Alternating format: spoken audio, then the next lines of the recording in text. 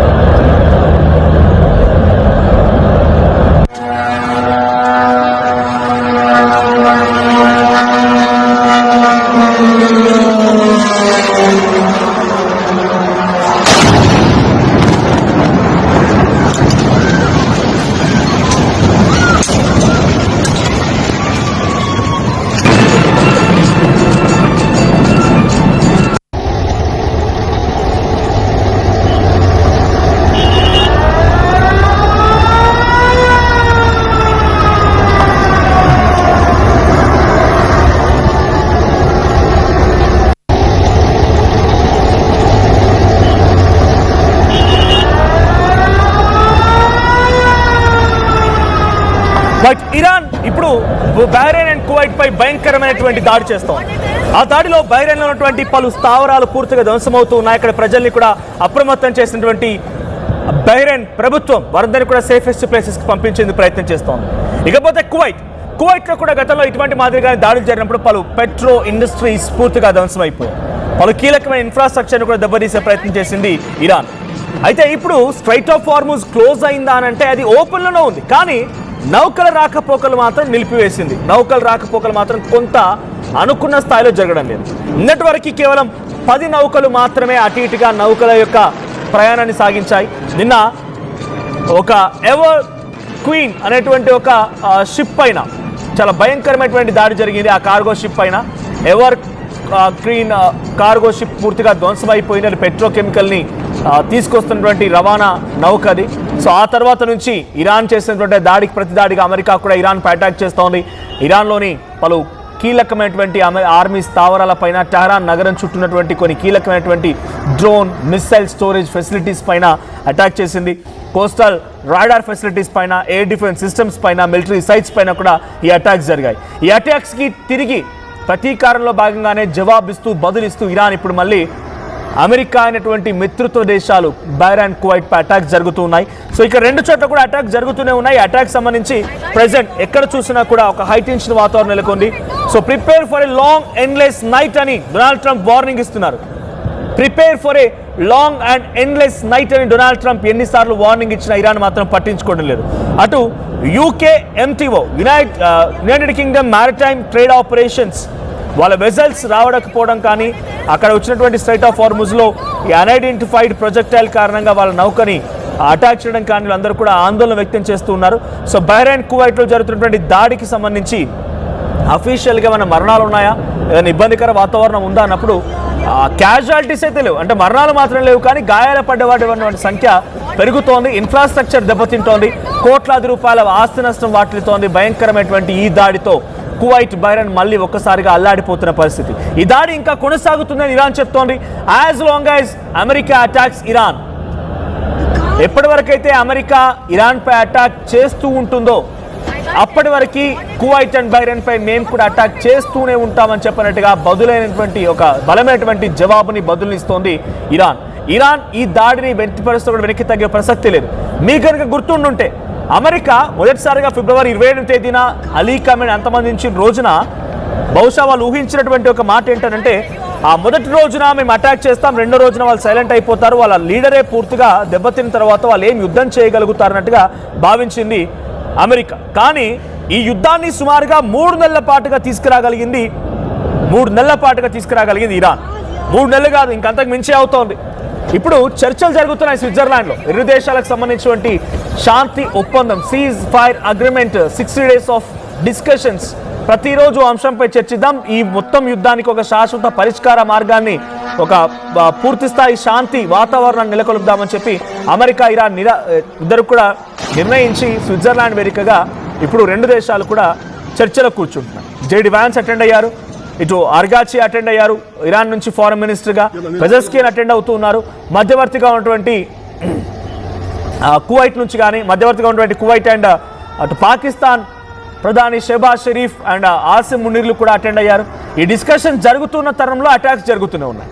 నిన్న మరి ఆ అటాక్ ఎందుకు జరిగింది, ఇరాన్ చెప్తున్న మాట ఏంటి, ఐఆర్జీఎస్ చెప్తున్న మాట ఏంటి, ఎందుకు ఆ నౌకపై అటాక్ చేయాల్సి వచ్చిందన్నప్పుడు, స్ట్రైట్ ఆఫ్ హార్ముజ్ని మేము వదిలేసాం, ఫ్రీగా వెళ్తూ ఉన్నాయి, కానీ మా రాడార్ సిస్టమ్కి తప్పించుకొని తప్పుదో పట్టించే విధంగా నావిగేషన్ని ఆఫ్ చేసుకొని వెళ్తున్నటువంటి ఒక నౌకపై మేము అటాక్ చేసాం. కారణం అది రాడార్ సిస్టమ్ నుంచి ఆఫ్ చేసుకొని వెళ్ళే విధంగా నావిగేషన్ ఆఫ్ చేసుకుంది అనుకున్నప్పుడు, సో దాని నుంచి మాకు ఏదైనా ప్రమాదం ఉంటుందా అని అనుమానం మాకు వ్యక్తమైంది కాబట్టి అటాక్ జరిగింది. సో అటాక్ నేపథ్యంలో మాకు వాళ్ళ తప్పు ఉంది కాబట్టి అటాక్ చేశాం. అది అమెరికా తమపై అటాక్ ఎందుకు భావించాలి? సో అమెరికా చేస్తోందే సీజ్ ఫైర్ వయోలేషన్, మేం కాదు. శాంతి ఒప్పందానికి సంబంధించి ఉల్లంఘించింది అమెరికానే, మేం కాదు. మేము మా పరిధిలో వచ్చేటువంటి ఆ స్ట్రైట్ ఆఫ్ హార్ముజ్ దగ్గర మాకేదైనా ప్రమాదం ఉంటుందా అనే అనుమానం వచ్చినప్పుడు డెఫినెట్గా మేము రిటిలియేట్ చేస్తాం. మేము కావాలని ఎక్కడ అటాక్ చేయలేదు. పైపెచ్చు మేము ఈ అటాక్ చేయకంటే మునిపే ఇజ్రాయెల్ లెబనాన్పై అటాక్ చేసింది. లెబనాన్పై భయంకరమైనటువంటి దాడులతో రెచ్చిపోయింది, డ్రోన్లతో అటాక్ చేసింది, మిసైల్స్తో అటాక్ చేసింది. దక్షిణ లెబనాన్ మొత్తానికి కూడా అల్లకల్లమైన వాతావరణాన్ని ఇజ్రాయెల్ క్రియేట్ చేస్తోంది. కాబట్టి అక్కడ జరిగిన పరిణామాలని సీజ్ ఫైర్ ఉల్లంఘనగా భావించాలి, కానీ మేము చేసింది సీజ్ ఫైర్ ఉల్లంఘన కిందకి రాదు అనేది ఇరాన్ చెప్తున్నమాట. కానీ అమెరికా అధ్యక్షుడు డొనాల్డ్ ట్రంప్ ఇవేం పట్టించుకోవట్లేదు. You please get ready and be prepared for a long and endless night ఆయన చేస్తున్నటువంటి ఒక కామెంట్ ఇది. అమెరికా చేసినటువంటి ఆ కామెంట్స్కి ఇరాన్ కూడా ఏమాత్రం భయపడడం లేదు. ఎస్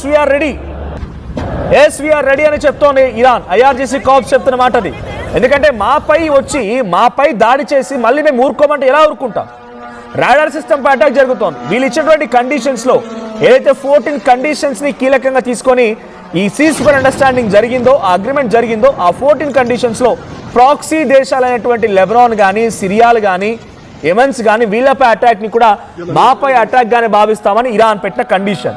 మన ఇరాన్ పెట్టిన కండిషన్ని ఇజ్రాయెల్ బ్రేక్ చేసినప్పుడు అమెరికా ఇరాన్ సీజ్ ఫైర్ ఉల్లంఘన జరిగింది అని చెప్పి ఎలా చెప్పగలుగుతుంది అనేది ఇరాన్ చెప్తున్నమాట.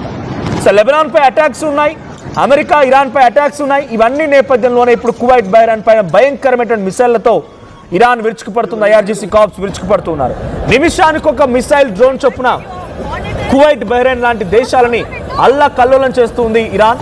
సో చిన్న దేశం బహ్రెయిన్ అనేది చాలా చిన్న దేశం. ఆ దేశాన్ని పూర్తిగా తమ మిసైల్ డ్రోన్లతో చుట్టుముట్టేసింది. కొంత యాంటీ డిఫెన్స్ టీంలు, radar systems and air defence systems అన్ని యాక్టివేట్ అయ్యాయి. వాటిని మిసైల్ అండ్ డ్రోన్లని గాల్లో పేల్చేసే ప్రయత్నం చేస్తున్నారు. బట్ అడపాతడపా ఒకటి డెఫినెట్గా ఆ దేశాలపై పడిపోతాయి, అక్కడ బ్లాస్ట్ అవుతూ ఉంటాయి. అక్కడ చాలా పెద్ద మొత్తంలో మేజర్గా చాలామందికి ఒక విభిన్నమైనటువంటి యుద్ధ వాతావరణం కనిపిస్తూనే ఉంది. సో మరణాల సంఖ్య లేదు, కానీ భయంకరమైనటువంటి క్యాజువాలిటీస్ మాత్రం నమోదవుతూ ఉన్నాయి. చాలామంది గాయాల పాలై ఆసుపత్రిలో చికిత్స పొందుతున్నారు. సో ఈ కువైట్ దేశాల్లో, ఈ బహ్రెయిన్ లాంటి దేశంలో, గల్ఫ్ కంట్రీస్లో మ్యాక్సిమం వాళ్ళందరూ కూడా ఐరన్ డోమ్ లాంటి వాళ్ళు కొన్ని ప్రత్యేకమైన బంకర్లు ఏర్పాటు చేసుకుంటారు. ఎప్పుడైనా ఏ క్షణమైన దాడి జరిగే అవకాశం ఉంది కాబట్టి ఆ బంకర్లని, సీక్రెట్ ప్లేసెస్ని ఏర్పాటు చేసుకుంటారు. ఆ యుద్ధం జరిగినప్పుడు ఈ ప్రజలందరినీ కూడా సీక్రెట్ ప్లేసెస్లకి, ఆ బంకర్లకు పంపించడానికి వీలుగా ఉంటుంది కాబట్టి. సో ఇప్పుడు బహ్రెయిన్ అనౌన్స్ చేసింది ఆల్రెడీ, మీరు అంతా సేఫ్ ప్లేసెస్కి వెళ్ళిపోండి, మీ ప్రాణాలని కాపాడుకోండి. ఇరాన్ అటాక్ చేస్తుందని బహ్రెయిన్ అనౌన్స్ చేసింది, కువైట్ కూడా అనౌన్స్ చేసింది. కువైట్లోని ఓ పెట్రోకెమికల్ ఇండస్ట్రీ పైన దాడి జరిగింది. ఆ దాడికి సంబంధించిన సంఘటన పెద్ద ఎత్తున కువైట్ దేశాన్ని ఇప్పుడు చాలా తీవ్రంగా ఆస్తి నష్టాన్ని వాటిలో విధంగా చేస్తున్నట్టుగా అమెరికా చెప్తోంది. సో అమెరికా మిత్రపక్ష అయినటువంటి ఈ దేశాలపై అటాక్ చేయడాన్ని చాలా సీరియస్గా తీసుకున్నారు ట్రంప్. మరి ట్రంప్ ఎలా రిటిలియేట్ అవుతారు, ఇరాన్ దాడిని ఎలా తిప్పికొడతారు, ఇరాన్ ఇంకా ఎంతలా ఈ దాడి డోసేజ్ని పెంచబోతుందో చూడాలి.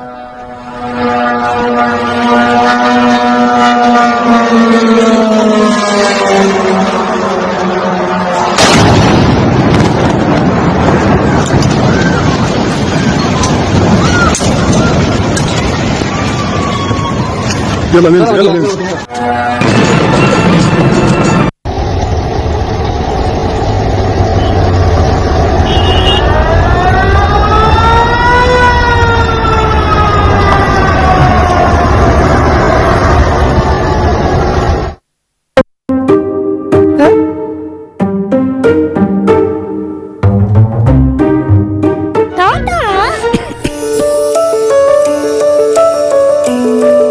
జలుబు, తలనొప్పి, నడుము నొప్పి, మోకాళ్ళ నొప్పులు లాంటి లక్షణాల నుండి ఉపశమనానికి శాస్త్రిబా, trusted by millions since 1992. Tournament కి ముందు పెయింట్ ఎలా చేస్తాం?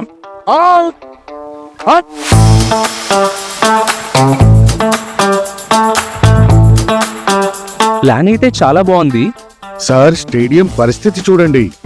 టోర్నమెంట్ ముందు పెయింట్ ఎలా చేస్తాం? టెక్నో పెయింట్స్ ఉందిగా.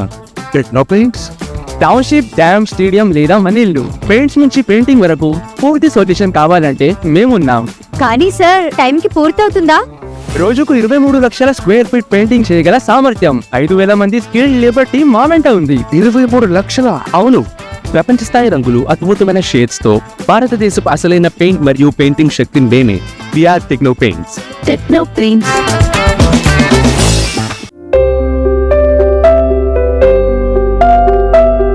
చిన్న చిన్న ఆనందాలు 35 ఏళ్లుగా నా జీవితంలో లేవు. 35 ఏళ్లుగా నేను డైపర్లలో బ్రతికాను. 6 సెంటీమీటర్ల ఫిస్టులా నా మూత్రాశయంలో లీక్ కారణమైంది. ఎవరూ నాకు సహాయం చేయలేకపోయారు. ఏఐఎన్యూలో వైద్యులను కలిసే వరకు. అక్కడ వారు రోబోటిక్ శస్త్రచికిత్సతో నాకు పరిష్కారం ఇచ్చారు. వారు నా ఆత్మవిశ్వాసాన్ని కూడా తిరిగిచ్చారు. Precision care makes it possible. The Center for Robotic Surgery at AINU.